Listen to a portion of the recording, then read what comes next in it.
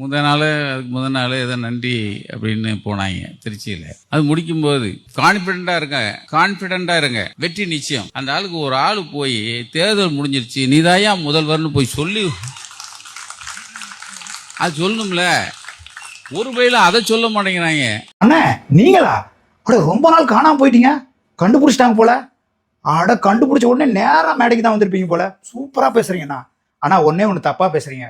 இன்னும் திருச்சிக்கு எலெக்ஷன் முடியலங்கண்ணா, ரீ எலெக்ஷன் வரப்போகுதுங்கண்ணா. ரைட்டா? எங்க அண்ணா ஓட்டு கேட்கதாங்கண்ணா போனாரு. ஓட்டு கூட கேட்குறீங்கண்ணா. எங்ககிட்ட இருக்குங்கண்ணா ஒரு நன்றி சொல்லணும். நன்றி சொல்லணும்னு என்ன அவசியம் இருக்கு? ரைட்டா? நாங்க அவருக்கு ஓட்டு போட்டிருக்கோம், அவரு எங்களுக்கு நன்றி கடனா மக்களுக்கு நல்லது செய்ய போறாரு. ரைட்டா? இப்போ எலெக்ஷன் வரப்போகுது, ரீ எலெக்ஷன் 4 மாசத்துலயே வரப்போகுதுங்க ஐயா. அதுக்கு ஓட்டு கேட்கவே வந்துட்டாருன்னு வைங்களேன். நீங்க வேற எலெக்ஷன் முடிஞ்சிருச்சுன்றீங்க. என்ன திருச்சிக்கு எலெக்ஷன் முடியலங்க ஐயா? ஏ என்ன இருந்து என்ன காணாம போனாரு பார்த்தா கோமாவில் இருந்திருப்பாரு போல.